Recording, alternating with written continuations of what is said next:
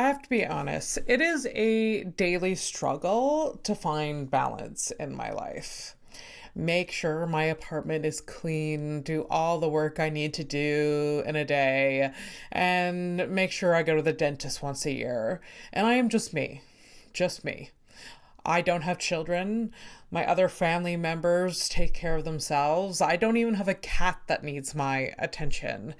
I am overwhelmed with just my daily responsibilities, and I truly don't know how parents do it. No wonder my mom liked to drink. I admire people who seem to have their lives together, family, children, real estate.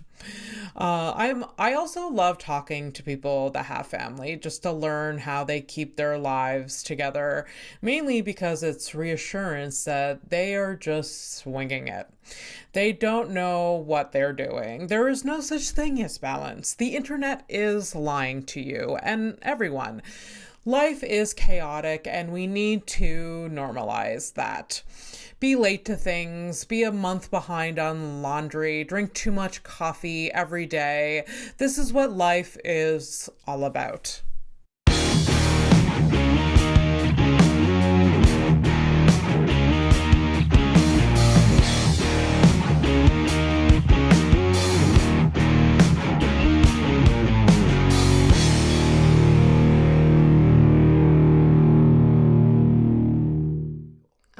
These are okay. Reticent of it because I do notice that for some reason at home I have a habit of going. And why are you doing that? There's no reason. And even this morning I was folding a load of clothes and I'm like, hate me. Anyway, okay.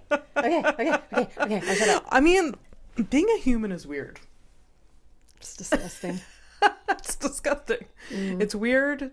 There's a lot of embarrassing things. It's awful. It's so embarrassing. It's pretty bad. Yeah. All right. I'm going to clap to align the audio. All right. Welcome to House of Stone, the podcast where everyone has a story and we get into the nitty gritty of it all. Today I have a very exciting guest. Yay. A very excited guest. Oh, yeah. Carly Baker, the lovely Carly Baker. Thank you for having me. Oh my gosh, of course. I have a little bit of an intro for you and for the listeners that don't know who you are, that I stole from the internet. No. My guests don't love this part. No. When I read introductions, they don't. But I think it's important. You've done so much with your life and your work, so I want people to know who you are. Okay, you can block your ears. All right, Carly Baker has been writing and performing comedy for over 19 years. Her self-deprivation style is both sweet and raw, always striving to balance honesty with entertainment. She started her career in 2005 at the legendary Houston Laff Stop. Yeah, Houston Laff Stop. I almost said house. I don't know why Laff House. It's gone now, so it doesn't matter. It's gone. It doesn't matter. But it was legendary. It was. It's not a lie. Such a legend. She then relocated to Scotland to become a regular at comedy clubs there. She has performed in festivals all around the globe, and I mean all around the globe. After that, she lived both in Germany and Amsterdam, performing and producing all over Europe. She calls Montreal her home since 2021, where you can find her as a regular MC and performer at the Comedy Nest and Yuck Yucks, Ottawa. She is also has performed at the prestigious Just for Laughs Festival. In 2022, she recorded for the Just for Laughs original comedy album called Heavy Petting Zoo. Welcome, Carly Baker, to House and Stone. Oh my goodness. Do you know how long I've been waiting to get on here? Am I the last episode of season 2? No. You do not know. No, you've been waiting so long. You don't know how many comedians I've said,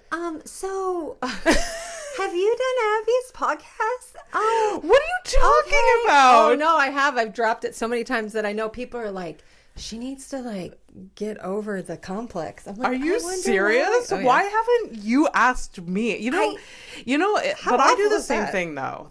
I do the same thing. I just like wait for people to ask, and I don't ask them. Where like when I do finally get over myself and ask them, they're like, yeah, of course. And I'm like, is it really that easy? I don't know. Because it's your thing. It's your show. You know what your goals and your vision are, and I didn't want to jump in your vision board. I didn't want to be like, so you got your vision board there. Have you thought about this? I mean, I definitely have had you on my list since the very beginning, before it all started. I think you even wrote a letter of recommendation for me at one point. I did. And you should be getting everything that you want. And yet I'm sorry it took so long. I'm happy to be here. I'm so elated. Well, Carly, today's beginning topic or theme is family balance, and life balance. Yes. I am always so interested in hearing how people live their lives, run their lives, and try to achieve balance. And because you do have a family, you're a bit different than some of the other guests. Man.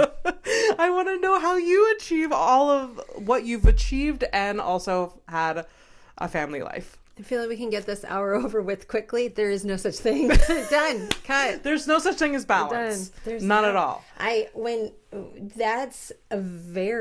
You are on top of things, girl, because there's so many things, but that's definitely a thing that I deal with. Yeah. Yeah, I can't even imagine that. I don't even have a pet because I'm like, I need nothing to rely on me whatsoever. And so it's just so interesting. Like, you are doing it successfully. Maybe it's not intentional, but you are doing it very well. Success or the family. Yeah, I know.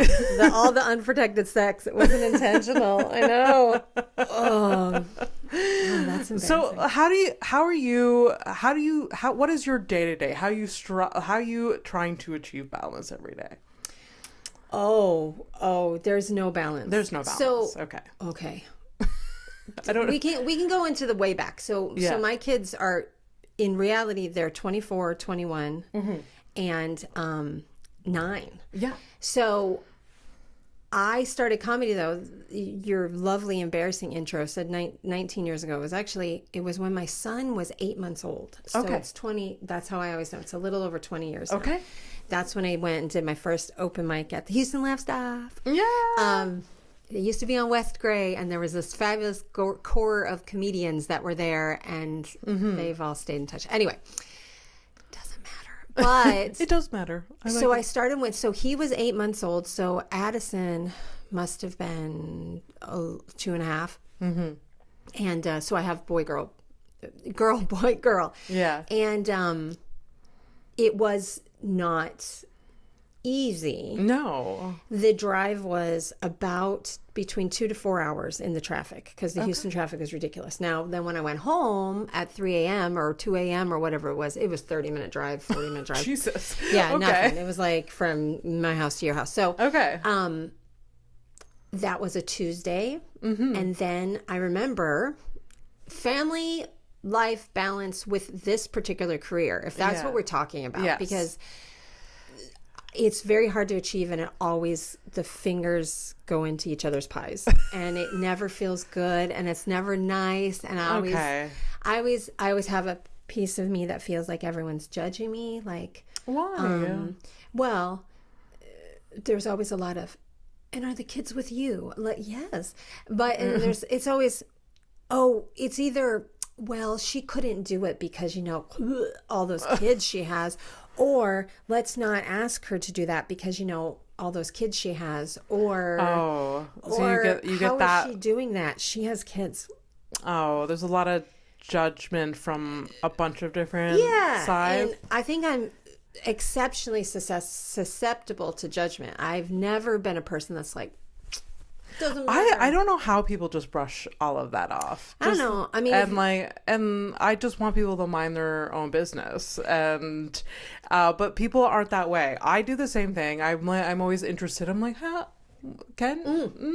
It's always like, maybe for me it's more curiosity, it's not judgment. Totally. There's a total difference between curiosity, because I ask people all the time, from the way we will write emails to get gigs to the way everything. Yeah. I'll be like, what is that? I like the newer phrase. What does that look like for you? Yeah. Yeah. Oh, yes. And it's curiosity. I'm like, I want to know how you're doing that. It doesn't mean I'm judging you. Mm-hmm.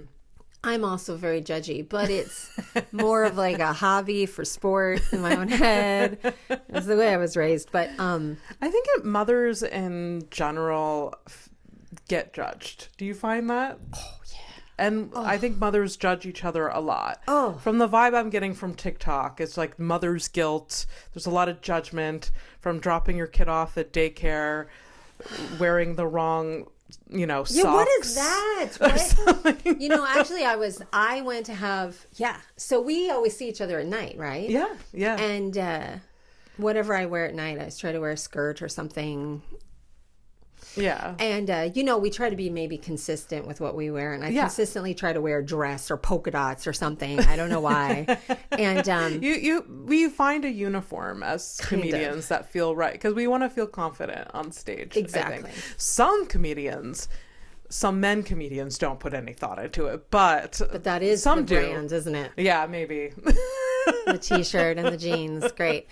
When I was starting, it used to be the t-shirt with some sort of funny saying on it, a blazer, a pair of jeans for men, and a pair of Converses. Every male comedian. Like a funny thing, like a funny saying. Yeah, isn't that distracting? You forget how old I am. Yeah, that those were new. Now you can just get on the internet or whatever, and it used to be, oh my God, where'd you get that t-shirt? That's hilarious. And be like, well, I found it at this little place. Yeah. Not anymore. Everything's everywhere. But okay, so back to the balance thing. There is no balance. I constantly have mom guilt. I constantly feel, if I'm honest with myself, and I don't know if this is the space to be honest, I probably have not given 100% to either thing, because I have split. For me, the two things are family and career / which is comedy. Yeah. Both of them, I feel like I'm not giving either one its due. Yeah. Okay. I mean, that's also maybe about perspective. Like maybe that is 100% that you can give to both. Well, I don't know. Maybe. There's only 24 hours in the day. We do need to sleep. We do need to take care of ourselves. So I don't know what those two things are. Yeah, I don't know. It's a constant struggle for me to balance just everything, and I can't imagine incorporating kids, but it seems like you're doing very well and being very successful, and you have loving kids. You've shown me text messages from your husband. He loves you so much and supports you so much. It blows my mind. Okay, I don't. Right. So you got to have a good support system at home. Yeah. I'm not doing these things on my own. Yeah. So when I was on my own, when I was a single mom, I had I feel like it was Nanny McPhee or something. I had a wonderful support system. I found two wonderful babysitters. One was an older woman who used to raise kids, was a kind of a full-time nanny in Scotland for a doctor in town. Oh. And then she would get the kids from school and do the homework, and then they had grown up. And so she was looking for some extra work. Now, I didn't have a nanny. She was just happy to babysit. Yes. But what happened was, because the kids didn't have grandparents in Scotland, I'd say, can you babysit, Christine? And she would say, but I'm going to take him around. I'm going to take him around to my sister's house, and they'd have their knitting group, and the kids would be there, and she'd take him for sweets. That's so cute. Right. And then when I would come home, and they'd be like, we went to Christine's sister's house, and they'd be like, the bird was really, she'd have a bird. The bird was loud. The cat bothered Will's eyes. And they just knitted and talked the whole time. Yeah. And I'm like, well, you've gotten the grandma experience. That's exactly what it is. And they're like, and I can't remember what British game show they watched. Okay. But they weren't unhappy, but it wasn't whenever I was babysat by my grandmother a lot, it wasn't she wasn't entertaining me. Right. She was just living her life. We may help her make a pie. And Oh, that's she would pretty like cool, though. she would turn on her TV sometimes. Other than that, we were just bored out of our minds. Just like- So yeah, the kids loved Christine, and then she'd take them to other places. But a lot of times she was just like, "I'm going to take them back to my house. yeah. I'm going to give them their tea, as in their dinner, in North American speak." And that was that. And she took good care of them. They were safe. They were loved by her. All was happy. And then I had Louise, who was a 16-year-old who had just gotten her driver's license. Ooh, and okay. Louise would come to them, and Louise would take them to the park, and Louise would bring crafts, and Louise would cook a pie or something with them. Great. So they had best of both worlds. So Yeah. I couldn't. That's the only way I could continue comedy when I was a single mom. In Scotland. It takes a village to help. I mean, I think even if you weren't doing comedy, it's just like you need help, like in general. Even if you do have a supportive That's partner, true. That's for true. sure. So because I didn't have my parents around or any in-laws around or anything like that. And then here, thank you, shout out to my husband, John. Yeah. My much younger, sweeter husband. I don't deserve him. I don't know why he's with me. You do deserve him. I don't. I don't know what he did in a previous life, but this is his punishment. I'm not sure what level of hell he's in, but that's really, and I saved the meanness just for him. I'm a bad person. I think our partners sometimes don't see the best version of us, and I think that's normal. It's awful. He's such a good, gentle, lovely human, yeah. and I am not. I mean, you are. No. The only experience I've never met John. I've never met your husband, but I remember at home where he should be, Abby. I remember 2 years ago at the Just for Laughs festival, he slept in the car outside waiting for you. He honestly did. Carly and I were mingling among comedians, just being I'm just gonna cry.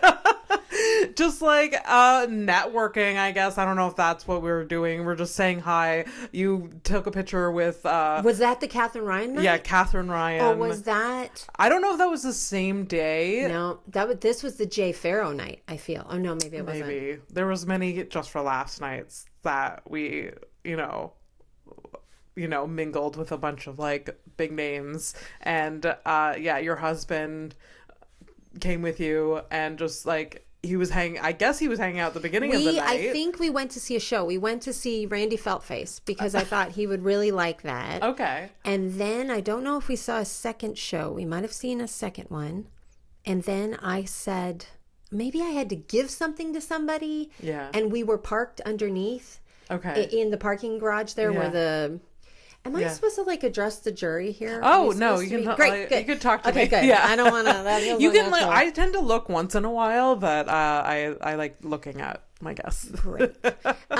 So I think something I had to give somebody something, and it just went on and on, didn't it? It was really jumping that night too, if I recall. The big. I feel like the big pack of like the Brit comedians was over there. It was the big night. It was one of the big nights. Mm-hmm. Yeah. And then I think that's the night that I met Jay Farrow and his I think so too. If I remember correctly. There was a couple big nights that year and this year too. I remember running into Daniel Sloss with you, and you were big friends with Daniel Sloss. Excuse me. Friends with Daniel Sloss. Carly Baker.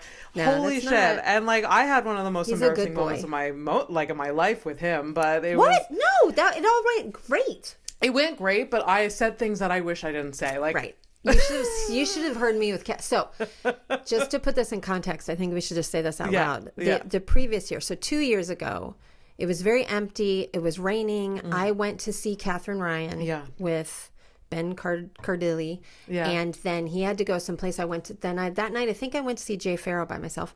Okay, and then I just stopped into the place where all the comedians come and performers come, and no one was there. And I thought, I'm just going to have one of these free glasses of water. I'm going to use the toilet. And so I think you were watching. Was it Trixie Mattel? I think yes. You have a good memory. My God. Yeah. So Trixie Mattel was in the free outside. Right.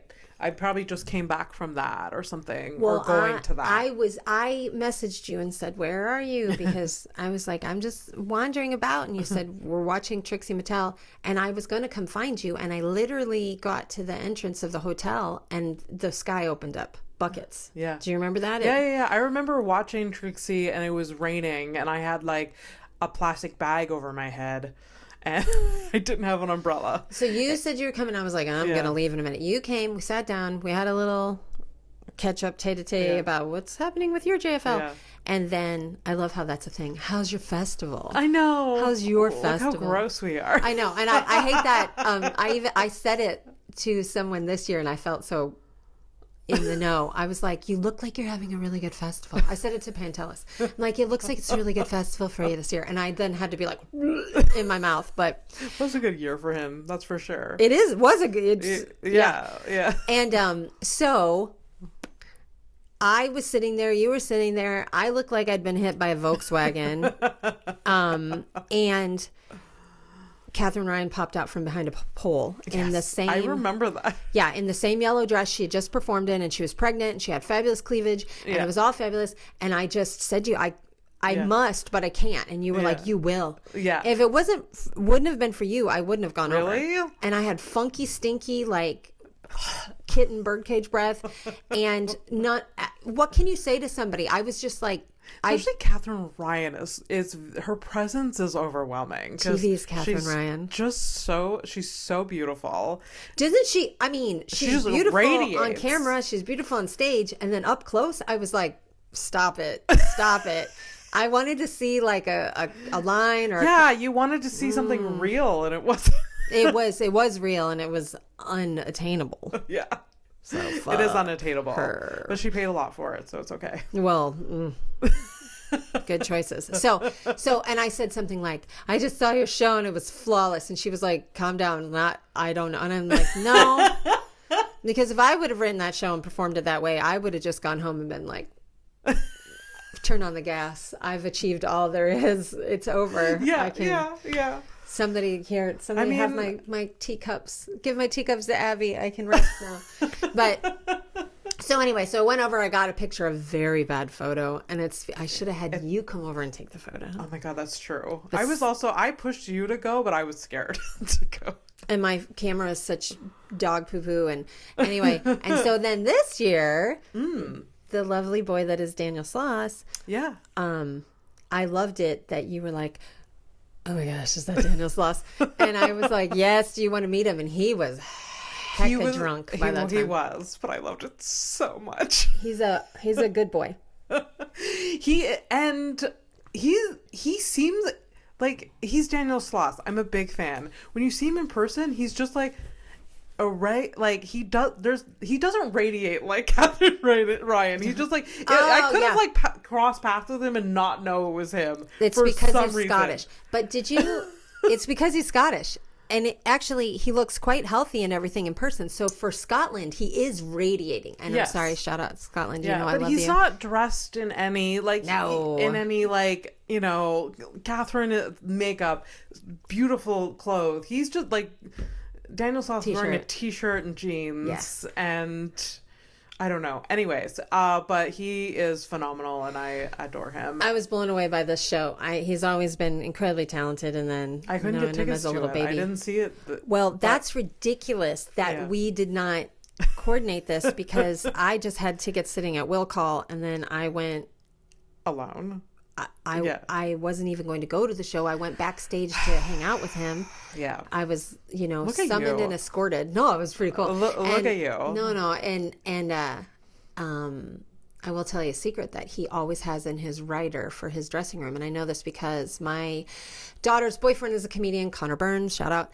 And he opens on the road for Daniel a lot. Wow. And in his rider, there's always 2 bottles of very nice whiskey in his. Anyway, so I had a whiskey and saw him. And then she's like, your tickets, you go watch the show. And then Danny and I walked back to the hotel. But I just had 2 tickets and I was sitting there by myself. It's ridiculous. That's such a bummer. But that show, I really was like, whoa, Daniel, because besides the jokes, just the the performance. Okay. And, yeah, it's like it's evolved, do you think? Oh yeah. Okay. Like it was incredible. Okay. It was really amazing. Is this like the newest, like he's coming, there's a new HBO one maybe coming out soon? I don't know if this Okay. one's don't. Okay. Okay.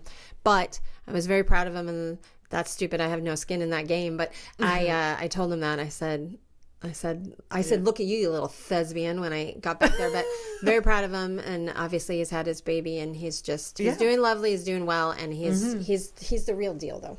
Yeah, oh my gosh. Yeah, I should have taken a photo with him. I didn't.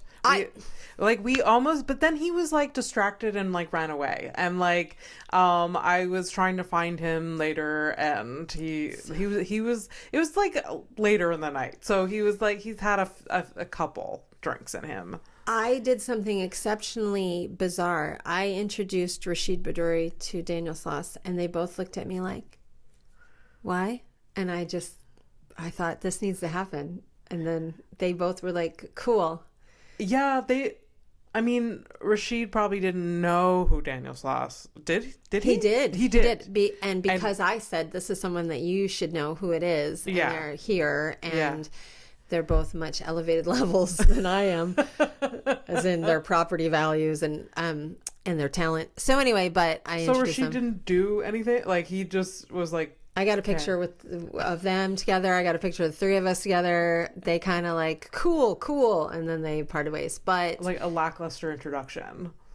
Well, it was my fault. I didn't do a good job. But so I did want to ask you a real quick question. And we're totally off topic. How big is Daniel Sloss's head, his head, in real life? Did you not? I didn't notice that it was big huge. Head. And also he looks shorter on stage, doesn't he, than he is in real life? He's a bit taller than me, which, like, I wasn't expecting a 6 foot tall person. Right. He looks more 5'7", 5'8"-ish, and then you go, oh, what? Okay. Yeah. No, definitely. So if anyone listening gets to meet Daniel Sloss, you'll be surprised by his stature. Right? Yeah. No, I was definitely surprised. I'm just embarrassed that the words that I said out of my mouth to him. You did nothing embarrassing. What I recall was the gist is that you said like his comedy resonated with me because he has a dead sister and I have a dead sister. That's nothing I should say. I shouldn't say, like, I should just be like, I'm a big fan. Why not? I just bring up his dead sister. But that's real. Yeah, no, but that's real. And I guess so. Daniel speaks and has spoken about it. It's yeah, very real. Yeah. No, he has a whole special really about it. And yeah, I love his comedy because he gets very real and he's not afraid to talk about like hard topics. Right. Yeah, I love him so much. And like, when did so you worked with him when you were in Scotland? Yes. So when I was in Scotland, he would have been like 15 years old. We don't want to talk about that. But he started comedy very young, right? Me? No, him? Daniel. Yes. Yeah. Yeah. His mom like weaned him and then put him on stage. No. Yeah. So he was there. So I did the Scottish Comedian of the Year competition, which I know all you had to do was live in Scotland for a certain amount of time or something. So I got to the finals of that, which was a bit of a fluke and kind of weird. And I was in that with him. Certainly he must, I don't think he actually won that year. I think he was one of the runners up. Mm-hmm. But it was in what used to be called the Glasgow Fruit Market. And, I want to say that was the biggest show that I had done at the time, maybe like 1,000 people. Oh, wow. And I remember thinking, what's this little pish we're going to talk about? Like, he's probably going to go up and talk about things he doesn't know about. Boners or something. Well, that would be at least something, he knew about. And boy, didn't he just get up there and talk about living with his parents and his bedroom and then his sister. And I was like, oh, you little shit. I was like, yeah, okay. Because a lot of times you'll see people get up there and try to be a stand-up comedian and like nobody wants to listen to a 15 or 16-year-old talk about politics, right? Yeah, no, stop it. Like, get the unless fuck it's not with authority at least, you know. And no. So no, that was pretty impressive. So he was bebopping around and I was at the stand and doing every show I possibly could that and his dad used to bring him to gigs. And apparently, that's so cute. The word on the street, but I keep going, Daniel, I just think you've got me confused with someone else. Apparently his dad quite liked me. Okay. I thought I was very funny. Okay. So Daniel's dad and stuff, Daniel used to be on shows, or Daniel used to come and watch every show. And so obviously his rise has been very quick. And then I moved to Germany and then Amsterdam, and then started coming back to Scotland. And Wow. That's so cool. And then his management is also my daughter's boyfriend's management. So your daughter is dating a comedian. Is that your fault? Yeah. No, I tried to make it not my fault. All those dark nights that I spent. Yeah, it's because I didn't breastfeed successfully. Thank you. I know that like your daughter lives in Europe right now, right? Yeah, is that how she lives in Edinburgh? I don't think she's ever going to leave. Okay. Edinburgh. I know. That's all. It's all my fault. It's all your. It's because we lived in Scotland and then in Germany, and then she went to university in Scotland. She was trying to go to university in London. It didn't work out, so she went to Edinburgh University. And while she was there, all the comedians that you used to know. I used to know, and since I went quite early from Houston to Scotland, it was kind of, you say your comedy home. I would say Houston, but I'd also say Edinburgh. Yeah. So all those kind of core group of people, the ones that are still in it, are doing well. A lot of people have to filter out because life happens. And, so anyway, so they were all like, "We'll take care of your girl." Oh. And so she got a job. It was either the Stand or Monkey Barrel Comedy Club. And so she got a job at Monkey Barrel on the bar, but then she quickly went to the tech desk because she's quite clever. And so, of course... Oh my gosh. And then that's how she all met the comedians. So she started dating a comedian. Yes. So it is like, it's kind of your fault. But I support this. 100% my fault. That, and it's also Rick Mullen's fault because he's the one who got her... I mean, she would have gotten the job had she wanted it. I don't want to say that, but yeah. So no, he's a wonderful boy. He's doing really well for himself. He's very talented. He's got that young brain, that young wit going. He's done Just for Laughs Australia twice. He did the Sydney Opera House, that little turd. How many people does the Sydney Opera House? Especially like 7 years into your career. What is That's crazy. What is that? That would be me doing the Sydney Opera House. I'm only 7 years in. No.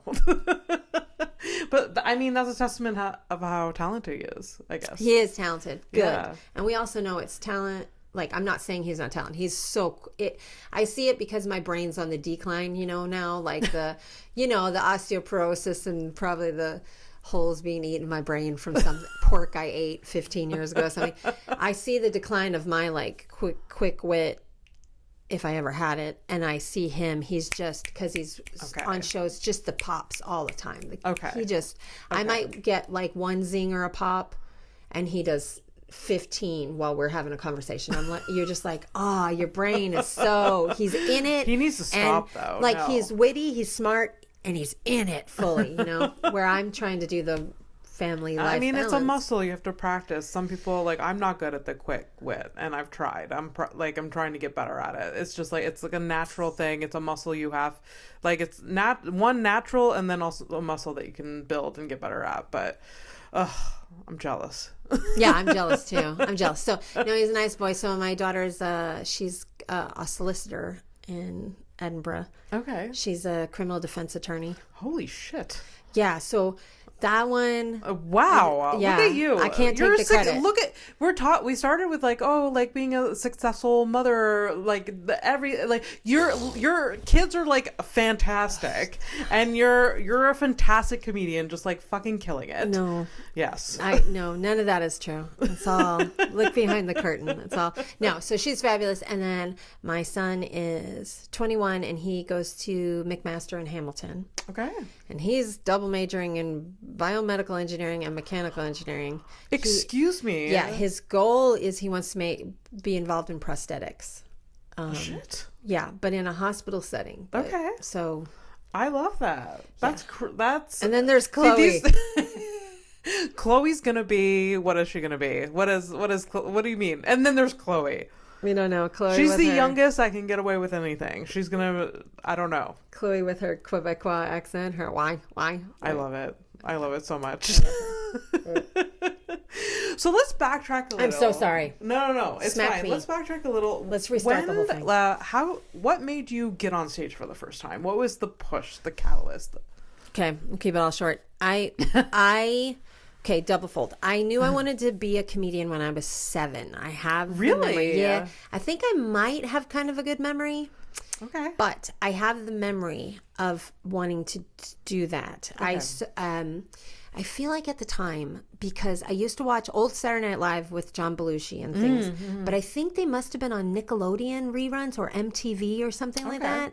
And so I would watch that because, I mean, that was like 75, so I couldn't have been watching it at that time, but, and nobody had VCRs or you can get it on DVD so I remember watching a Rodney Dangerfield special, though, around the age of 7. Okay. And I remember being like, I want to do that. Yeah. And then Caddyshack and things. I wanted to be a male comedian. I wanted to be Bill Murray or Rodney Dangerfield it was a good era of comedians. It was a good era. Comics. So it was. And so that's funny because I didn't really identify with Joan Rivers or anything. But then so I decided I wanted to do that when I was 7. Okay. 7 years old. Right.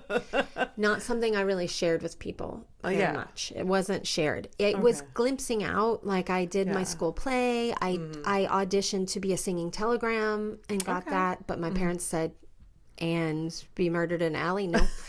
And so it was always coming out a little bit. I tried to go to school in Chicago because I really didn't want to go to school in Chicago. I wanted to go to Second City.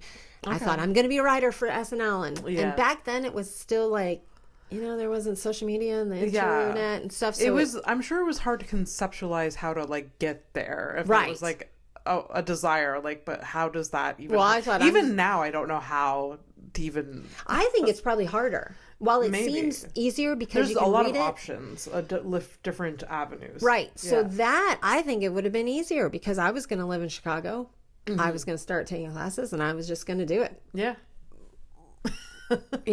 Where you are is where you're at. But anyway, so that all got kiboshed because of life. And then, and it was all secret. And then I got married before I could even legally drink. And then I wound up in Oklahoma and had my gorgeous daughter. And then I had my son. And then we moved to Houston, Texas. Mm-hmm. And I had kept a joke book since when Addie was born. Oh, and I kept it in a hall cabinet. Okay. So no one knew it was there. Aww. Not my husband. No one knew it was there. I had flowers all over it. That's so cute. One day I went to check the mail in Houston, and I had my 2 babies, and I'm living in Houston, Texas, and family life balance. The female has to have the baby if you're going to have baby old school, right? Yeah. Yeah. Not that I don't love being a mother. It's the most important thing in my life. It's everything. Yeah. That's it's everything to me. Yeah.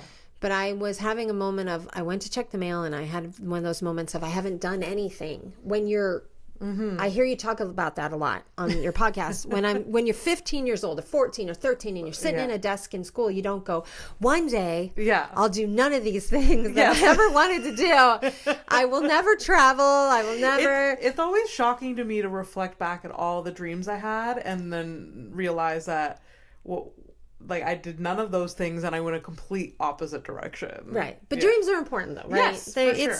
Yeah. It's probably serves its own brain growth function or something.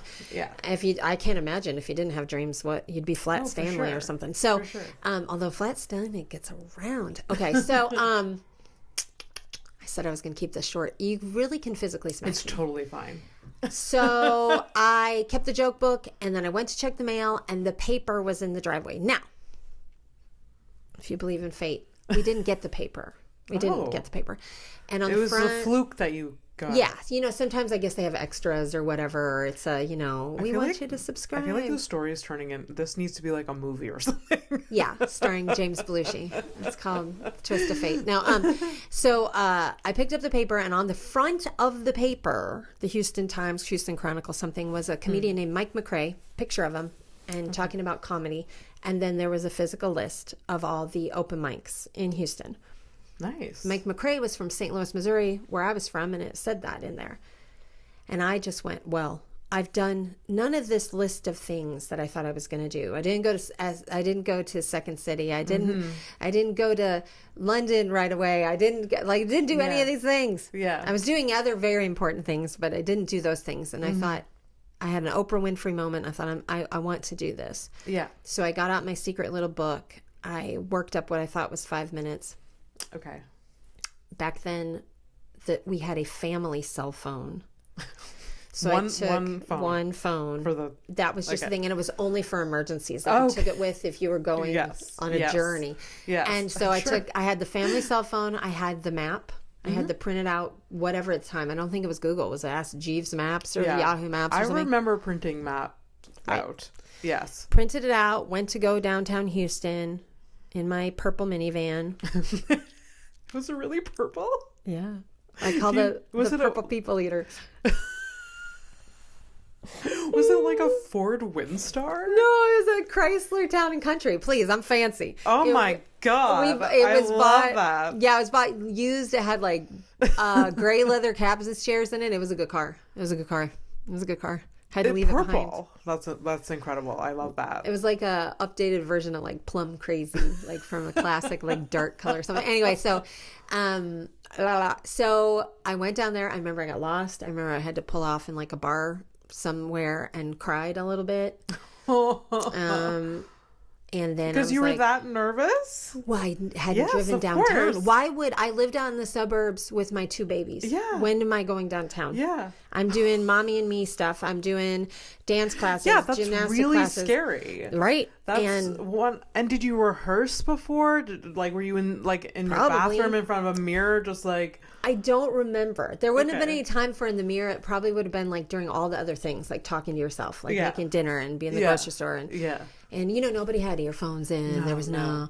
So got there. You put it was just a big list, and you put your name. They put it in a bucket, and then they drew your name. They called your name, and then you picked your time slot, and it went till 3 a.m. usually because. So everyone got. Everybody got a slot, and they ran it as long as it. And I went up, and there was, I feel like her name was Marlena, was a comedian who was, and then they hosted small sections. So they'd have one host for like maybe 8 people, another host. Okay. And she was like, no one, I really thought my heart was going to explode.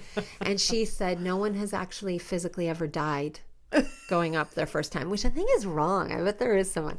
And, but that's comforting though. Yeah. If you're having a panic attack like it is, like, you know what? You're gonna survive this. Yeah. So I went up, and then I was hooked, and that was that. Oh my God, I love that story. That's so cute. I did okay. You did okay? I did pretty well. Yeah. I think Do you remember where you were in the lineup? Were you at the beginning, middle, end? No. Not too late because and I had no concept. Like, we know these things now that this is the cherry spot, and you don't want to be too early, and you don't want to be too late. Yeah. None. I'm sure that I'm like, I have to drive home. Yeah. I have to do all my mom things. Yeah. I have to be, so probably late was like, what? And talking about family work-life balance, there's a weird thing. So Mike McRae, the guy on the front of the paper, of course I met him then because he went to open mic there, but then he was a professional comedian. He was actually on the Tonight Show. He went to California for a while to be on I can't remember whose show. And then but he's the one who told me, if you want to, because I was doing open mics all the time and then random shows, but he was like, if you want to get in the big room, because the Laff Stop was where all the biggies were. Okay. And he said, if you want to get in the big room, because they had a small room out front where they did the open mics, and then they had the main stage. Yeah. And he said, if you want to get in the big room, you got to come hang out. The owner has to see you hang out. And I said, Mike, I can hang out. I have 2 kids. I can't. Yeah. And he's like, you need to be here. Like, the shows were Thursday, Friday, Saturday. Maybe they had a Wednesday show. Okay. But he said, you got to hang out. You just need to be in here. You just need to be there. Because you'd walk in there for the shows, and it'd be just full of comedians sitting there hanging. It was kind of like, it wasn't the 80s, but it was different than it is now, where everybody would be. It'd be like if you walked into the Comedy Nest, and the whole back was just comedians, all still smoking inside, and being like, hey, what's up? We're here to see whoever the headliner is. Yeah. And then you could watch the headliner from the side, or if they had room left in the big room, which they often didn't, you could go watch. And so he said, you need to hang out. And I said, And so I went home and spoke to my spouse about it. And he said, well, then I guess you got to go hang out. And second weekend hanging out, the owner came out and said, I was talking to my friend. I was sitting with my friend whose name at the time was Diane Cups. And he was like, you want a chance at the big room? And I was like, yes. Yeah. Who knows how it actually happened? This is in my head. And I was like, of course I do. When? And he was like in 10 minutes. And I can't. And you're like, how can you not know who the headliner was? I was probably traumatized. And I remember Diane and I ran to I was like, yes. So it was 7 minutes. It would have been right before the headliner. So then it would have been an MC, the feature. That's incredible. The view spot for putting a newbie up like that. And then the headliner. And we ran to the toilet. And I was really upset because I had a white shirt on. And my biggest thing, I was like, Diane, no, because the bright lights, you're going to see my bra. And she basically was like, you're my mother, my sister. She was like, snap out of it. I think you got to think about your material. And Diane's about 4'10" and exceptionally curvy endowed on the top. So there was no way we were going to do take my shirt. Like there's no movie thing like that. Like, and then I put Diane's clothes on. Yeah. Because it would have been like, why are you wearing a child's clothes? And, so I did it. I passed. So he and like the two other owners watched. I passed, and then from then on, I was made an MC for weekends. So I really that happened like quickly then. Right. I think they needed another woman. So yay for reverse discrimination or affirmative. I don't know what the word is for that. So I think it was Wednesday night, Thursday 2 shows, Friday 2 shows, Saturday, and maybe a Sunday show. So talk about learning quick. Yeah. Yeah. And then I stayed there the whole, obviously, because you're hosting, and watched those features and watched all these famous headliners. And so it was a real masterclass. And that's incredible. It was pretty cool. I was pretty lucky. Cool. I was pretty lucky. So cool. Yeah. Has your material changed since then? Not all of it. No? I'm not saying like the same jokes, but like, are you the same type of comedian? Like the same sort of like self-deprecation? I think it's exactly the same. Yeah? Okay. I think that I started the way that I am, and I don't want to say I've never grown. I mean, it works. I've never evolved. I think it's always been exactly the same thing. Okay. In fact, I had the little tape recorder with the little mini tapes, the little spy tapes. Yeah. I found one, my son found one, I should say, when we were moving from Amsterdam to here, and he was like, Mom, listen. And because I was in the car so long, I used to record joke ideas while I was driving the Purple People Eater. And nice. I listened to a couple of the sets and I thought, oh, this is going to be so awful. And actually I was like, not bad. I actually was like, I think I'm tighter then than I am now. I'm always like, not every time, but I'm always, when I've gotten in the habit recently of recording my sets, and like at the beginning it was like painful for me to like even press play. But then after I got into the habit of doing it, I'm like, oh, I'm not as it's fine. Like it's good. It's like, it's not, people are laughing. Like, yes, I know, like I identify that I can do this better. Like, it's good to like re-listen to it, but it's sometimes very like to start listening to it is very hard. I don't hardly ever, and boy, watching yourself is worse. Like the fact that you are filming this is a nightmare. You don't have to watch the video. But Carly looks amazing. That's what you should. Carly looks like what she looks like. This is me. It's not. It's you. 48 years old. This is the way it is. I watch all of you comedians that are you've got your, what do you call it? Tripod? You got your tripod, you've got, and you film yourself and record yourself. Yes. And then you do clips, and oh my God, I've done maybe one clip, and I don't know. I know that's it seems to be part of the whole thing now, but it's not for me. No, but even just recording yourself to review it, so I opened once. I gotta take this off. I'm burning up.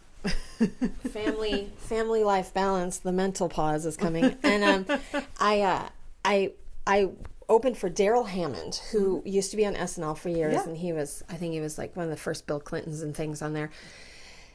And way back when, and I was just starstruck. I was like, oh. Yeah. And you've worked with so many big name comedians. Anyways, go on with your story. No, but so he had the classic tape recorder, and he recorded himself. And I watched the second night. He was listening in the green room, And it was just he and I back there. And I said, well, do you always record yourself? I had braces, full silver braces. I'm like, do you always record yourself, Mr. Hammond, sir? Even though I had 2 children. Anyway, and he said, my laughs per minute. I need to increase my laughs per minute tonight. And I was like, what's a laugh per minute? And I was like, okay. And I remember thinking, this famous guy that I just watched 2 of his HBO or Showtime or something specials, who's on Saturday Night Live in all of our living rooms on his TV set, is freaking out and recording himself and reviewing it. Yeah. I was like, oh.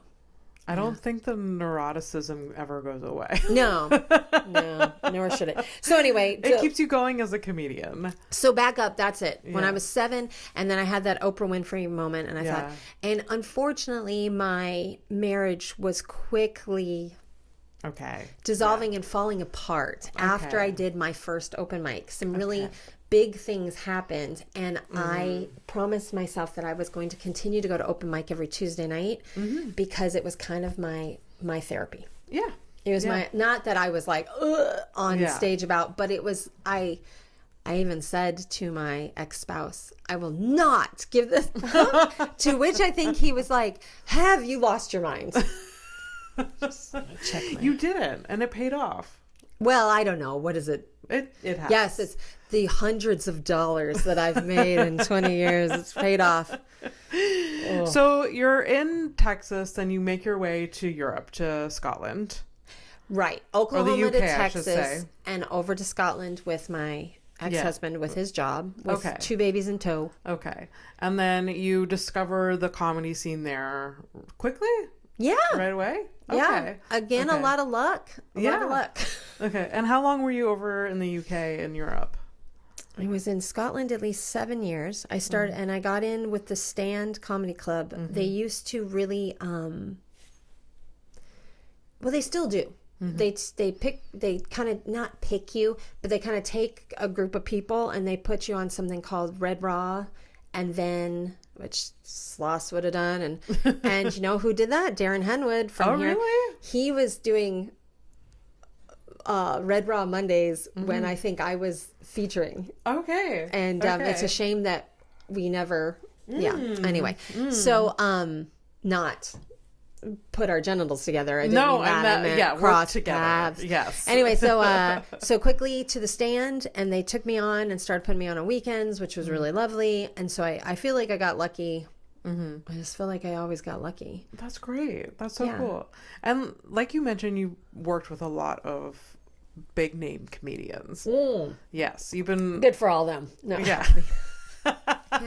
Is there one that like stands out to you? Like in a good way. Oh, shiza. And then I'm going to ask you, is there one that was terrible? Abby. You don't have to name names. Oh, Abby! You could tell a story. Oh, Abby! Maybe you should answer a question while I try to think. But, okay, so one that's... One? Oh. Okay. You can say 2. That was like a really great experience Maybe working. I'm embarrassed. My cheeks are so hot, aren't they? No. It's going to make me sound pathetic. Why? It's almost all of them have been a wonderful experience, but I'm sure that there's one that was absolute pile of poop. Most recently, Rashid has been amazing. Yes. Rashid Badouri. The fact that he is such a... See, I'm going most recent to back. The fact that he was in such a hard worker. Yeah. Watching him run his entire hour at least 3 times before he went up. After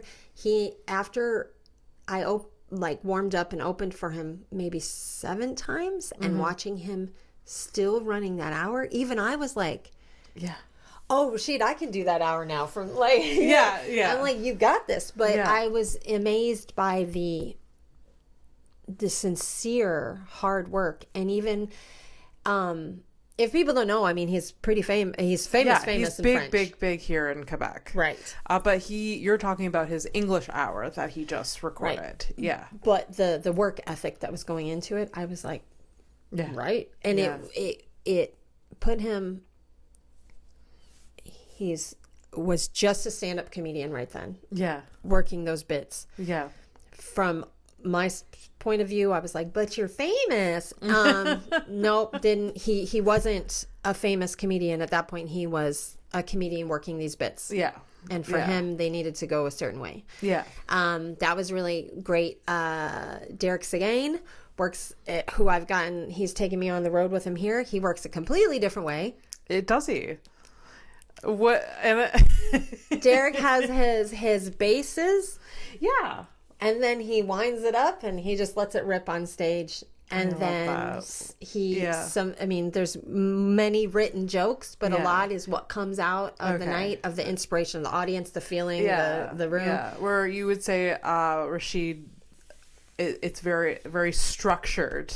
To the word. Yeah. To the word. Which, like, I mean, not one is better than the other, for sure. It's just your different method, style. Not to say that Derek doesn't use the word, the intentional word, but there's a lot of, he'll come off stage and say, "Woo, that whole 7 minutes was all just new off the cuff. I got to make sure that I remember." Jeremy Hotz, who I just worked with, was, his energy was very relaxed. And then he got on stage, and I don't know where all of that came from. So much energy, just buckets of sweat coming off of him. Really a next level of energy where, like you said about listening to yourself, I feel like sometimes I'm like, and I'm moving, and then I see myself and I look like I'm like, and he was putting it all out there. And then he was so gracious with the audience. He said, "Everybody who wants to meet me, I want to meet everybody. I'll sign anything you have. I'll stay as long as you want." I think he stayed there a couple hours to meet everyone. Oh, wow. He was so nice to me. He was so nice to my parents. His entire team of people were so nice, so kind. That's just lovely. So kind. I love hearing good stories. Yes. Yeah. Was there any bad ones? You don't have to name names, but just like you can tell this. Don't name names because it's fine. We don't need the name. But is there any like, okay, this happened, and you think differently of this comedian? And you can tell me the name after we stop recording. I can't think right now. I can't think of negative right now. I'm very negative. That's fine. Maybe I'm a terrible good. person. There's been many terrible experiences from... oh, God, I hit the microphone. There's been many terrible experiences from inappropriate sexual advances, which... Please get that off my leg. Thank you. Oh, no. Yeah. And... which has been disappointing. Yeah. Abby. It's fine. Just sexual advances. My God, no, that's not good. That's not good. There's been definitely flirting that I've not wanted, especially if there've been alcohol. And it's like the end of the night, but I'm been very fortunate that it's not gone past that, just like flirtatiousness. Yeah. That's very good. I hope that continues. I hope so too, but yes. Well, that's a whole other subject. There's that fine line between, we are humans and we do flirt and hit on people, but again, there's also... Yes. Please take that off my leg. Now I'm in a situation I don't know how to get out of. I'm trying to really think if somebody has shocked and surprised me. I mean, if there hasn't been, then good. You've had more positive experiences than negative. So that's good. You don't have to. I really, no, I'm sure there's negative. I must have blocked them out. I mean... Okay. Well, then let's not open that box. No, thank you. I'll remember him on my drive home. I'll be like, Abby, we have to redo the whole podcast. Andrew Dice Clay was an interesting one. I met him. Oh wow. Yeah. You worked with him or met? He was at the stop, the Laff Stop. Okay. And a friend of mine, comedian friend of mine, Rob Mungle, was hosting for him, and I was like, Rob, I have to meet. He's everything to me, and I understand. His comedy might not be for everybody, but it was watching It's not that relevant anymore, I find. His comedy has not aged. The world is a different place. Yeah, but he was so big. Right. so big. And Right. I'm sure he still sells out theaters, but my God. It was, watching him work was really interesting. Watching and meeting him was really interesting. By the way, again, taller than me. Oh. One of my favorite things is a big giant Jewish man. And can I say that? Am I allowed to? Yes. That's not cancelable. No. When I'm saying I'm particularly, yes, please. Anyway, he was huge, and it was an actual camera, and the camera jammed and broke, and so he had his arm around me, and we had to stay there longer, and it just was so inappropriate. No, it was everything to me, but I couldn't even. I was like, oh my God. The first time I met Pete Holmes, he hugged me. Oh no. And I'm still dead. I am not alive right now. And like, he's so sweet and innocent, but like at the time when I met him, I was such a big fan, and I just turned into such a puddle. And yeah, I'm not alive. Okay, I will say there's a particular comedian, and we'll just leave it at that I couldn't believe what I've seen. Prima donna. Between doesn't seem to be capable of doing anything for themselves anymore. Very need this in their dressing room, need that, and just, you go, oh, stop that. There is a Canadian comedian, that I was not impressed when. Yeah, the prima donna, not happy with the events that were happening that night, or something. Just, I'm the star. Oh, I should have all these things. Why don't I have them? Someone procure them for me. I'm like, I don't know if that's. I guess that's your team's job. It's not my job. I don't know. Yeah. I wonder how that evolves. It's just like years of just getting what you want. I guess so. Just monsters. But I did do a show in Canada where it was co-headliners. And when I arrived and I'm trying to do this very delicately. Yes. When I arrived and was speaking with the MC and working out who was going first and who was going second, because it wasn't prescribed. And the person said, well, I'm going second because I'm the headliner. And I thought, right, you are. Sure. We all got the same paper that said co-headliners, but sure, why not? Yeah. And then I think I was supposed to do 35 to 45. And I'm not even that type of person. Maybe I was having a day, but maybe it was appropriate. I think I did 45 minutes and like 35 seconds. And I thought, it's not nice, but I thought, I hope I laugh fatigue these people, because the person was so ugly. They were ugly to the host. They were ugly to the person running the thing. They were ugly to everyone, and there was no reason for it. And the MC and I were like, clearly these people don't quite have a concept of how this is going to be run, and we were trying to help, and he had no interest in helping. He had no interest in watching either one of us. He had no interest in anything. And I thought, I'm going to do my hardest to kick this in the ding ding and make it as hard to follow me as possible, and to laugh fatigue these people. And I know that's mean, but he was mean. That's fine. He deserved it. I don't know who you're going to tell me the name after. That's fine. I don't even know his name. I forgot it. So you've performed in a few different countries now. How does Montreal compare to the others? I assume you're talking comedy-wise, not the road structure, the grammar structure.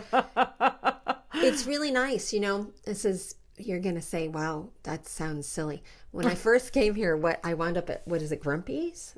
Is it? Was that your first? No, I've never performed at Grumpy's. I've been too scared. Actually, what I've told people, you should be scared. So I think, no, I went for a drink afterwards or something. I think it might have been Dion Owen because I met Dion in Europe, and then when I told him I was coming here, he was very lovely and gracious to me and gave me everybody's names and the lowdown on the hoedown. And so I think I went to Grumpy's with Dion, and I don't know if you were there, but I know that like Harrison Weinreb was there, Orange Shapiro was there. Who else was there? Yeah, on Tuesdays is the spot where people comedians go, not necessarily to perform. Some perform. It's the hangout. The brave ones do. not brave, I should say. Just, comedians that hate themselves do. Sure. You gotta, like I said, it's not the same. Like if that should be the back of a comedy club. Yeah. Is what it should be. Yeah. But Jonathan Barilla was there. And I texted my daughter. I went, it looked like I had stepped into a sitcom and people had casted the comedian. Because I could look and see that's awful because I fit into it too. I'm not saying I don't. These are all filling a spot of comedian. If you're casting this particular type, there they are. Casting that guy to be the comedian, then that girl to be. And I went, it's like I stepped into Bizarro comedy. I'm like, and it's a group of comedians, but I don't know them yet, but I know them. Yeah. And I can tell who not, you know what I mean, but I'm just like, it was like somebody was like, and a group of comedians comes in. Action. We were all casted and put there for a reason. Yeah. So that's how I totally, I believe you. So that's how, but that's how it is in Scotland. That's how it is in insert comedians here. That's how it is was in Germany. That's how it's been everywhere. So, and in the US too, I feel it's the group and the dynamic, but I think everybody here I've been very happy and fortunate. I didn't need to be super vetted when I got here like I have been. Something about clicking over to the 19 years or something about the people that were here actually looked at my CV and my experience. And they just trusted that you'd be fine on their stage. You all have. For sure. You put me on one of your shows right away. Yeah. And gave me a good amount of time. Usually it's starting over in every city and every country, and it gets tiring. It gets tiring to go, I don't want to do 5 minutes for you. Because I don't know if I know how to do 5 minutes very well anymore, or it will represent anything that I want to talk about. So everybody has been really kind and really nice, saying, oh, you've been doing this for a long time. Yeah, that's good. We trust you. So everybody's been really nice. I think it's a nice community of comedians here. I think there's the usual... There's the usual characters. Usual drama. Yes. It's the same drama everywhere. I mean, that's comforting, but then also not. But you're right. You wish that there was a magical land where I'm telling you, it's the same in every country. In every country you go to, oh no. No, you're fine. Every country you go to, it's like, well, I'm sure you've heard about the drama between X, Y, and Z. And I'm like, I haven't, but insert characters here. Like, yes. I'm sure. Sure. Oh, did that person buy a club from that person, or they split, or who stole money, or who had whatever. Yeah, well, my experience just with like Toronto and Ottawa and here is just like, oh, it's the same everywhere. Okay, so I don't have that much. I did got like I did a Yuck Yucks in Toronto. Yeah, and I don't know the I mean, I know people, like I've performed in Toronto like a couple times, but just people that I know that are comedians that I know that are there tell me like, oh, it's the same. Like, and Michelle Forrester is there now too, and she's like, yeah, it's cliquish, and a few other comedians that have been there. So I always feel like I'm outside of any clique because I have the family work life balance. Yeah. So I always want to be in a clique. Okay. I want to be in a clique so bad. I want to be hated by some. I'm sure I am. You are not. I want to be on one side. I want to be a jet or but because I'm always momming, I'm not. Okay. But I feel like everybody here has really been lovely. Everybody has really trusted me with their shows, which is nice. And I try to impart that I'm trying to be supportive of everybody's shows and everything. I think that definitely comes across. I worry it doesn't, because how many times have I had to cancel being like, so my daughter's sick. So it happens. I mean, a lot of us don't have kids, but like at the same time we can, like, we don't experience that, but we're not going to like fault you for that. That's not your fault, No, but it's that mom stank. Yeah. It's that okay. Don't ask Carly because she always cancels because that kid of hers has pink eye. I don't think you've ever canceled on me. Maybe I think I have. I think I'm one of the I don't think so. I mean, you've had to postpone this recording because you were traveling and stuff like that. That's not... Yes. No. That's just, trying to schedule things. That's yeah. Bless your heart. Yeah. I thought, that's right. Because you were like, let me know. And then there was nothing. And I literally got scared. Because I was like, it's over. Because I saw you did 2 more recordings in between there. I'm like, well, my spot is gone. And I was going to do the same. No, because you wrote me and were like, are we doing this? And I'm like, oh, thank you. She still wants me. Yes. And cue the Smiths. Good times for change. And so, yeah. But anyway, I don't know. What was the question? What are we doing? I don't know. I mean, I originally asked like if Montreal is, I don't know. I wanted to know if Montreal is better than other cities, but it seems like you like it. You like the people I like here. it. I feel like I hit the ground running here, even though it was COVID. I think you guys have JFL. True, you came here mid-COVID. That's true, 2021. Oh, yeah. Oh, what a horrific time to come here. Yeah, it's put it's put a crust on everything that I can't quite get off. It's left scabs, I think for a lot of people, for sure. Things that I think are not Montreal's fault, but I will always associate them now with Montreal, unfortunately. Yeah. Yeah. But we do have the festival here, which helps for sure. For sure. It makes me sound fancy. It's true. It's a nice thing to add to your bio, and we are very fortunate as Montreal comedians to have that in the summer, and with Sioux Fest, it's it's not that easy to get on, but we have those credits.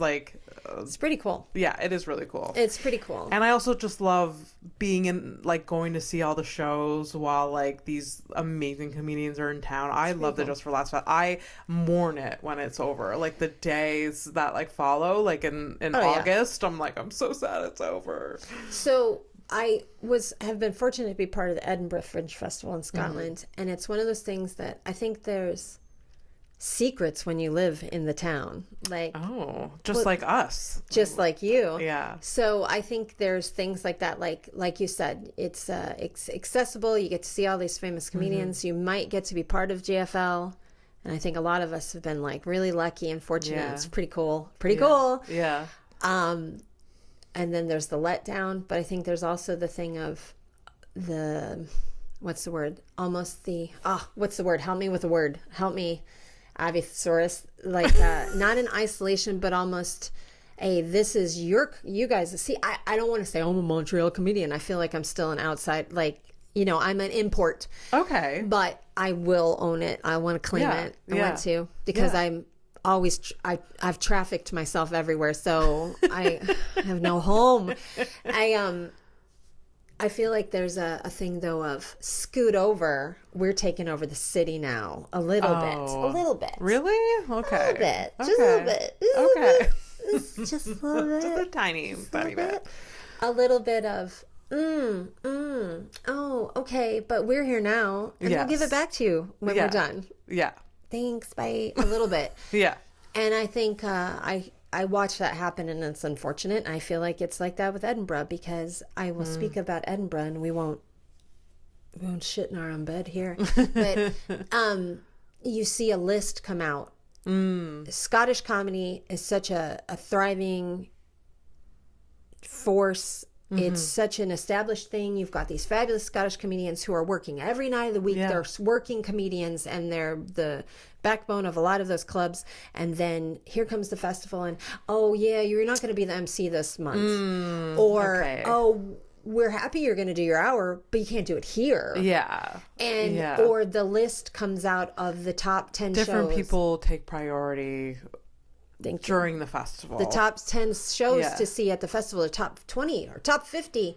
Are there any Scottish comedians listed? Not one. All British comedians or foreign comedians. You see that trend, definitely. And I've seen that trend a little bit here. A little bit. And it's for just sure. the way it is. A little bit, yeah. But then, I am glad that they are bringing these people to town at the same time. But I love your positivity and your twinkle in your eye and your 34-year-old hope. And you just keep up with that. It's all going to change. That's true. It's all going to change. It always, let me just tell you, Obama changed all of it, and didn't he? Yeah, that worked. Okay, no, I think there's a lot of wonderful things. I am slightly jaded about some things. I think it comes with the territory after some years. Yes. Like, even I'm in year 7. I'm like, I'm a little bit worn down in some areas. So worn down. I will say that you were talking about is it work-life balance or family work-life balance? I think, just trying to achieve balance and feeling good about it, because you are successful. You are doing well. Thank you. Yeah. When the thing is, everybody has this idea of what success looks like. It's different to everyone. And I don't think that maybe what I have in my head is actually what success looks like. Okay. So every time I get to do something, I go, wow, tick. Yeah. I did that. So I remember, when I met my husband and we came to visit his parents in Montreal at Christmas, and then in the summers, they'd have their paper out and they'd be like, oh, hey, it's just for laughs. Just pour rire. And they'd be like, you do the festival. And I would go, your parents don't understand. I will never do that festival. You must be invited to that festival. It's not like the Fringe where you can put on your own show. Yeah. They don't understand anything. They don't understand anything. And they're hurting me in my soul when they keep saying, will you do the festival? It's true. But turns out you didn't know how it works. Well, I didn't know how to work. And then I did the festival. Tick. And so I keep ticking boxes, and that's very, very nice. But that is really great. When we get our soul crushed with this, or very hurt, or when something happens, I go home and I cry. Oh. And I talk to my daughter, and I talk to my son, and I talk to my husband, and I say, I lead a life less ordinary, and that's what, a life ordinary, what more can anybody ask for? But a life less ordinary, what more can anybody ask for? And at the end of the day, if all the comedy stuff goes away, I made 3 little humans that are pretty cool, and you can be happy either way. Right. Yeah. I keep saying once I do that, my first goal was I would like to be able to do this and be good at it and know that the people that came had a nice time, that paid for babysitters and bought tickets and bought parking and bought drinks. Yeah. And I'm like, oh, okay, I think maybe I'm okay at this. And then the next thing, and I wanted to, like, you're doing the fabulous podcast. It's not on my list. No? Oh, no. Don't do it. It was on my list to produce a show, and I got to produce shows. Amazing. And then I would sometimes go, well, I did that. Yeah. Okay. Yeah, you did it. You've done it. It's fine. You can move on. Yeah. Yeah, I really like it. Yeah. I sometimes think I would love to transition into being an agent, or Can you be my agent? I feel like no one's going to listen to what I have to say soon. Because unfortunately, women, as we age, I know I should rage against the machine, but at some point people go, please stop talking. And okay. I don't know if it's not fair. It's not. It's not fair for sure. Change it. I want to like fight that thought, but change the world. Fight the machine. It's in my own head. I feel like nobody's going to want to listen to me talk soon. And I see so much talent, and so I feel like I've learned a lot in the industry, and I would love to give it to somebody. So I can see you being really good at like helping the little guy. No, I'm not. You yourself said, why didn't you ask to be on the podcast? And I'm like, because I want you to want me, Abby, and I want you to want me from your own insides, not my idea. Like I'm always like that in romantic relationships. There's that whole therapy speak of they can't read your mind, and if you want your needs met, you need to express that. And I'm like, well, once I've expressed it and they meet my needs, it's disingenuous, isn't it?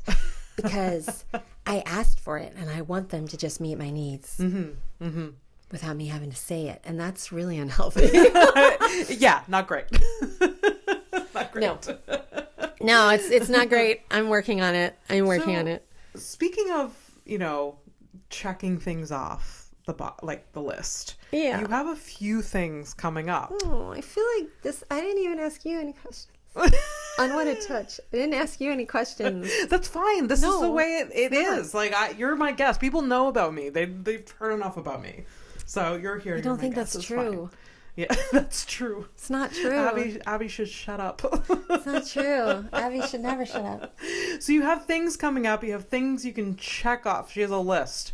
She has an actual list. Hey, listen.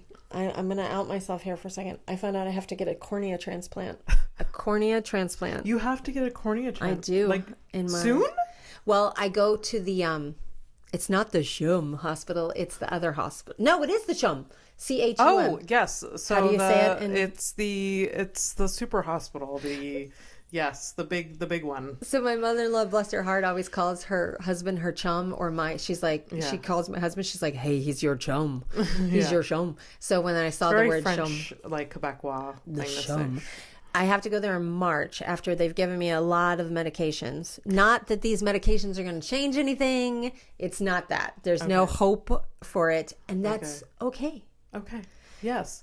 So they give you a lot of medication and then they give you a new cornea. Yeah. Yeah. The surgery's in March. No. The big visit isn't to get the inside of my cornea mapped. The outside has been mapped. Okay. So I was at the doctor before this. Okay. And so I'm going to get a cornea and we'll see. I hope to get some material out of it.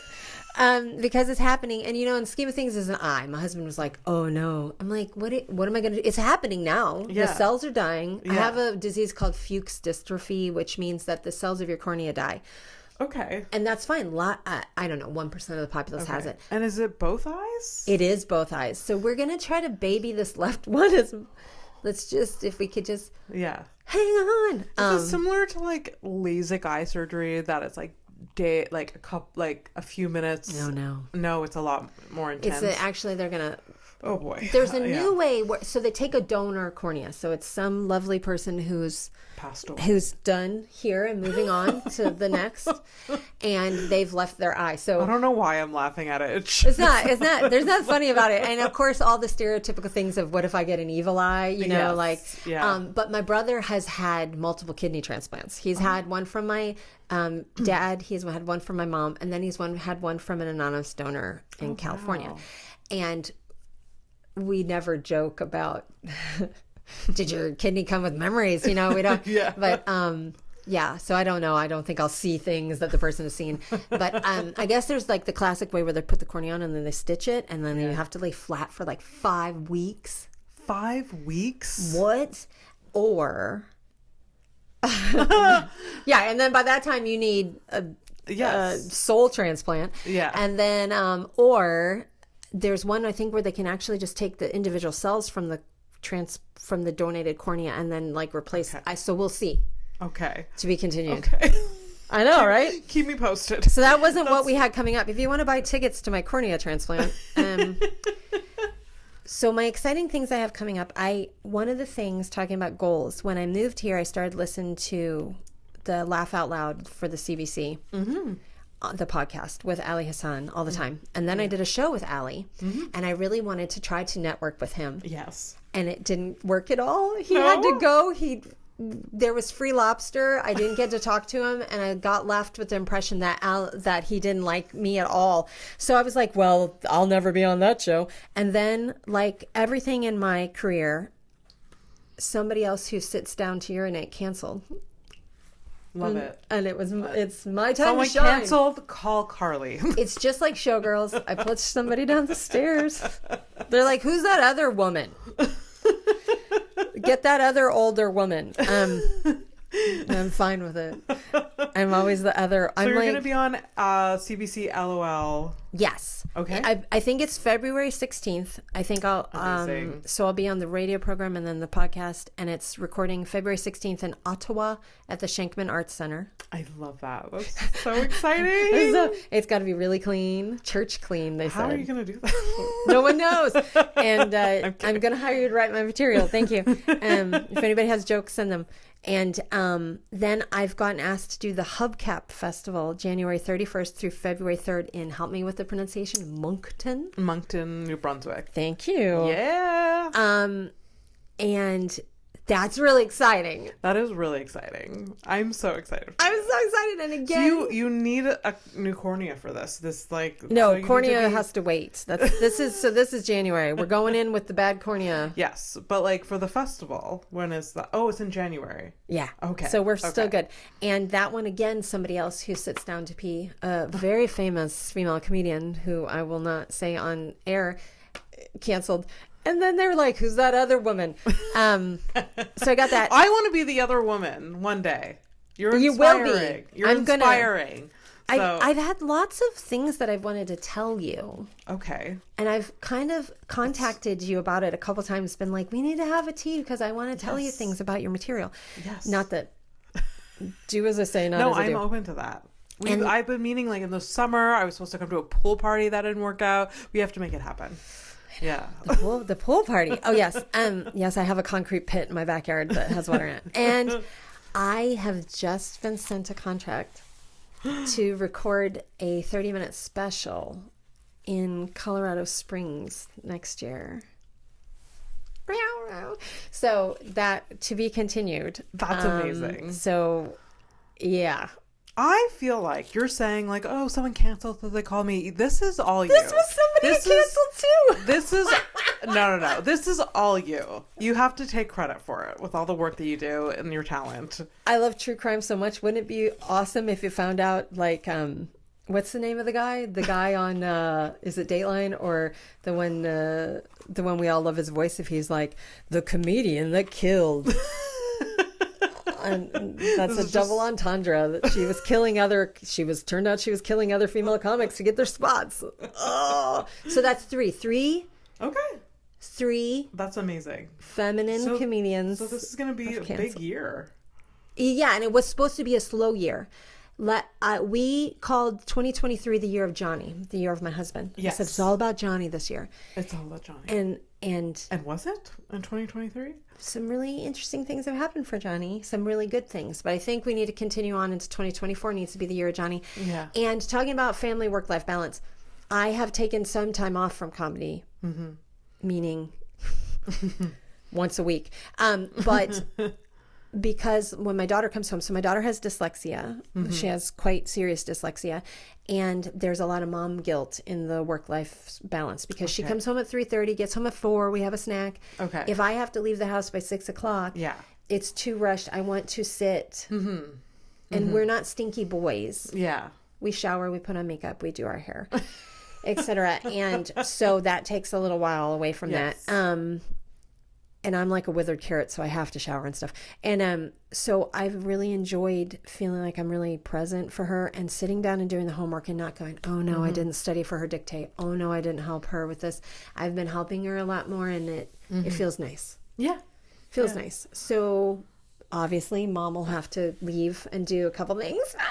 But you still, like, even with making that a priority, you still, in the past year, like, you opened for Rashid. I did. You recorded an hour last month. No. Oh, no. You did a solo show. Listen.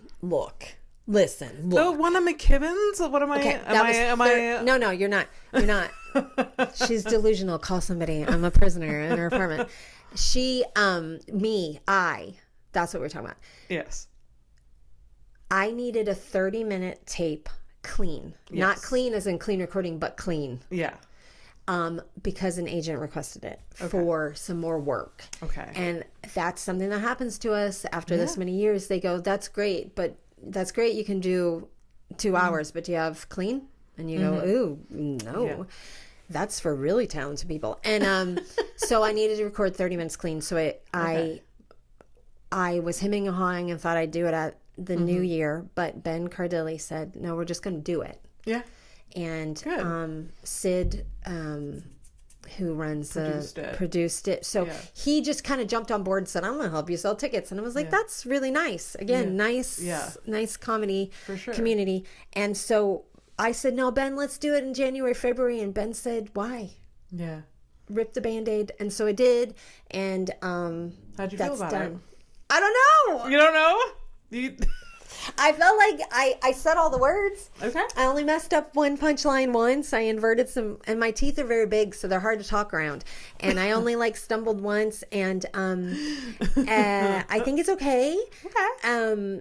It is what it is, and it's done. Okay. So sometimes, like you said, we just have to do that. We just got to do it. It happens. It happens, yeah. And I'm going to get it, and I'm going to send it off, and we'll see what happens from there. And so I did that, and that was really nice. And we originally had sold 15 tickets, and then we got some at the door and some more tickets. But it was about 40 people in that nice little tight Irish pub. Yeah. And what was more incredible is the group of comedians that came out to support. Oh, I love that. Yay. Yeah, that was really nice. And that's the thing, though, with the work-family life balance. I want to do that for people. I want to be at all your shows. Yeah.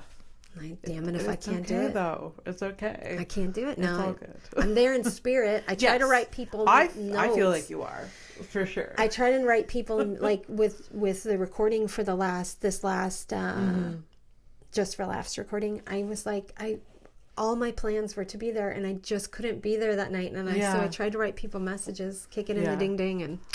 I had a live recording of this podcast the exact same time and day, and I was like, how do I counter the date that they offer me so I can go see my friends record? I can't do it. Somebody could. And then they get canceled, and then I would swoop in and be like, well, I'm recording my podcast that day because Abby got too big for her britches. Yes. So I was there in spirit as well.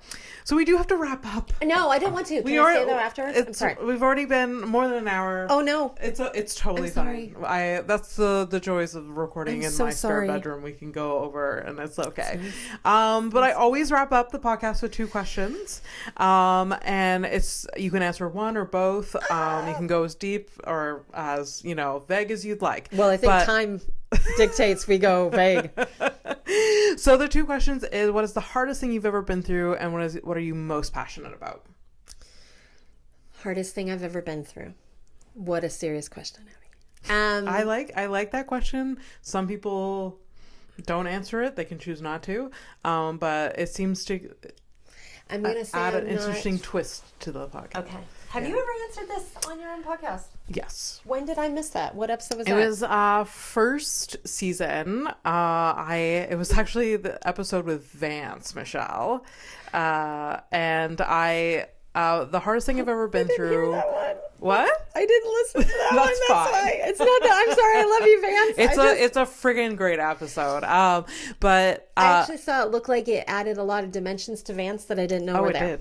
It did. I thought so too. Because I listened to parts of it, and I was like, "Well, look at you, Vance." Yeah. I know. He's really he's had quite a life, and I admire him so much. Yeah. So yeah, the hardest thing I've ever been through. I mean, there's been a couple of things, but the most major one was when I had a major depressive episode when I was 19. Okay. Yeah. It was a big one. It was a big one. Yeah, it was a big one. So that was the hardest thing. I think, unfortunately, I am not naive enough. And maybe I've been battered a little bit enough to think that I don't know if I've been through the hardest thing I've ever been through yet. Okay. I've had meningitis and had a small brain bleed. That wasn't a good time. Oof, that's a big one. I've had my brother's very ill. That's a very hard thing to watch my brother and my whole family go through. I'll tell you, my daughter's dyslexia diagnosis hasn't been an easy one. My divorce. The thing is, when I was getting divorced, I used to say, this might not even be my big thing. And people are like, what are you talking about, you negative Nelly? I'm like, no, there could...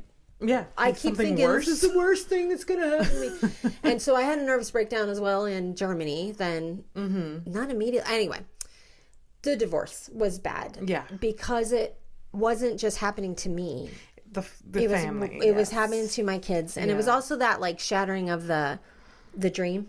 Yeah, you have to mourn the life that you thought you had, right? Or at least the life that's sitting somewhere you made up that you would have. Yeah. It was definitely, it was gone in a flash. And something else is really heavy. And my husband, Jonathan, is so supportive and so understanding about all of it. This is a weird one. Oh, I like weird. Well, So I had my 2 babies with my first husband, and the memory of having them and holding them and bringing them home and their first steps and their first words, what they ate, all those memories, I only have, okay, my ex-husband also has them. Yeah. But I'm not in contact with my ex-husband anymore. Yes. And sometimes when I reflect on those, it's hard. I know there's lots of people in the same situation. I don't have somebody to reflect on them with. Yeah. Yeah. So they're all mine. So and with Chloe, like, because you can see the comparison. Right. With Chloe, you can be like, oh, remember when Chloe did this from Yeah. where you don't have that with. No. Yeah. And so I try to, so obviously I will stick a fork in my eye, pluck it out and eat it before I get divorced again. Okay. But it seems like you found a good one. I don't deserve him. He's an amazing man. I'm not giving him the life that he ever thought he was going to have. I don't know why he decided this was a good group to take on. We all adore him. William and Addison and I, and obviously Chloe. They call him their father-like man. He's just a good person. I love that. I'm so happy for you. Yeah. Piss on him, right? These good people walking on the earth. I fucking hate when you find a good one. And you wouldn't be like, he's positive. He won't say a bad word about anyone. And if I say, do you know what happens to me today in the store? He'll go, let's look at it from that person's point of view. Yeah. He'll say, from their point of view, this, that, and the other. And I'm like, can you just take my side? Just take my side. Has he been deeply therapized? Nope. Not at all. He's just that way. I like to say he's a young soul, but maybe he's actually a really old soul. So anyway, that's the hardest thing. Obviously the transplants, all this stuff, but I'm not naive enough to say that the hardest isn't yet to come, because there's many things. You've still been through it, so but there's it's not a competition. Oh anyway. Hell no, because we'd all be limping to the finish, wouldn't we? So I'm sure there's much more to come. There's more things that we know that are going to happen in life that I'm not looking forward to. Life is spicy, and we can expect that. I don't like spicy food, Abby. Maybe that's the problem. I hate it. Look how white I am. Look how ginger I am. And what are you most passionate about, Carly? I'm very passionate about comedy. I think you can tell. I can tell. We can tell. But I would have to say I'm most passionate about my kids. Yeah.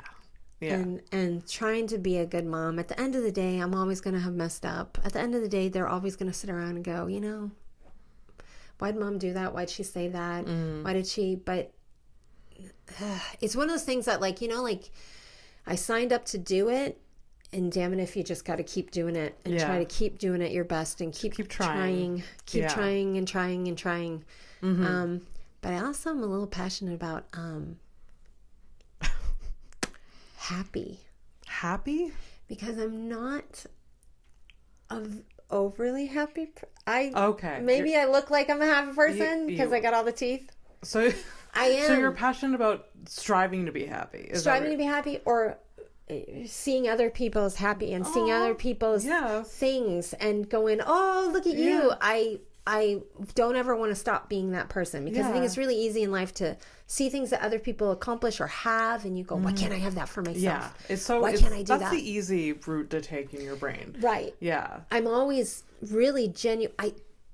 There's not a word for genuinely happy for other people, but wish I could achieve too. Yeah. There's jealous and there's there envy. Should be. We should make up a word for it. I'm surprised the Germans don't have a word for it, because they've got all those words, Gruberschlagen and whatever. But there's jealous and there's envious, and those aren't it. Yeah. Like, I love that you're doing this, but I don't want to do this. But you see somebody else on a show and you go, oh my God, good for you. And then you go, who books that? Yeah, I feel that. I mean, that's natural as a comedian. You're just like, that's so cool. I wonder how, or like, I wonder if like they thought of me, or I want that too, or but not at the detriment of somebody else. Yes, right? Yes. Some people make it detrimental for themselves and become toxic. But and you know what's gonna happen then? They're not going to get their Daniel Sloss, Catherine Ryan moment. See how that all came full circle for us? Yes. You kicked me in the butt. And I told my daughter that. I was like, Abby, the reason that I went to talk to Catherine Ryan, I was like, I got to introduce her to Daniel. Yes. And I was like, and that made me very happy, because I don't even know if you know how much I've thought about that. And every time I see Catherine's picture that pops up, I'm like, Abby made that happen. I'm so glad. I was so scared. I don't feel like all I said, I think, was like, you should just do it. Just do it. When is the next time? Because, like, really, when is the next time you're going to be in the same room as Catherine Ryan? Well, but I stopped myself honestly, too. never. Yeah. I wish. Maybe you will be, for sure. But, just be honest. It's not gonna happen. Yeah, you never know. So, like, the moment was there, you did it. But you didn't go, I mean, yeah, you could. You were like, get up and go do that. And I was like, right. I was looking at your big eyes and you were like, go. And I was like, I'm going to go. You know, I was weak in the knees. I was sweaty. And I was like, I'm going. I wish I had some mint. Anyway. So that's it. I don't know if that encompasses it correctly. Oh, that's so great. That's such good answers. I love that so much. My kids. I want them to be happy and have good lives. And I think they are. If I have a sense that they are. I hope so. I don't know your kids, but life is hard. You should. They would like to know you. They do know you. Because of Catherine Ryan's story. No, because of many stories. And when I wrote the little thing for you when you were getting a grant, I sent it to my daughter. That was so lovely. I can't express, like, you wrote such a thorough and nice, like, letter to support me. Yes, it was very nice. Truth. It was how I feel about you. And and my impressions of you. And I sent it to my daughter to proofread for me. Oh, I was like, please proofread this. And she was like, all right. And, oh, that's so your daughter knows me all the way in Scotland. She knows who Abby Stonehouse is. She does. So if I ever go to Scotland and perform, she'll be like, hey, yes.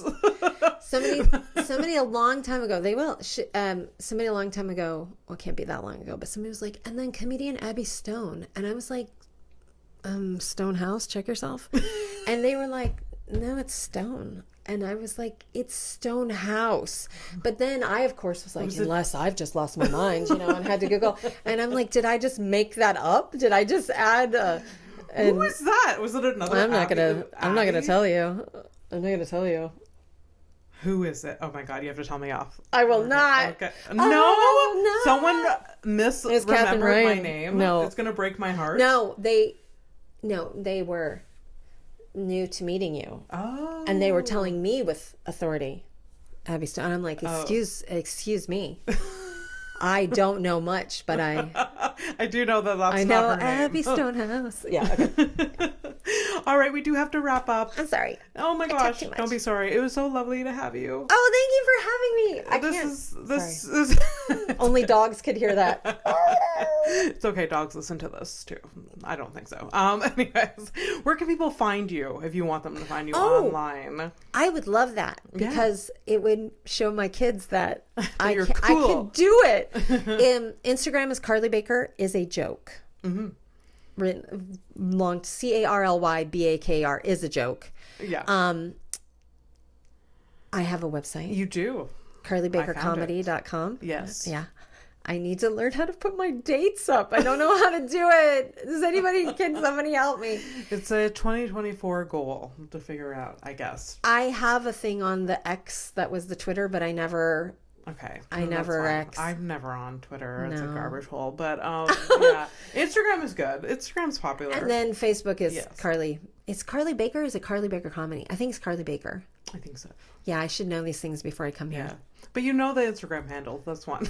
Oh, yeah. I can put it in the description. I'll find them. You think I didn't make sure I knew that before I came here? You think I didn't know? Yeah. So that's it. And then dark, dingy comedy clubs all over the place. Yes. That's where you find us. Come check out Carly Baker.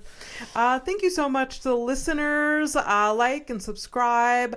You can find all the links on houseofstonepodcast.com. And thank you again, Carly. This was lovely. Thank you, Abby. Thank you for having me. Bye. Thank you. Bye.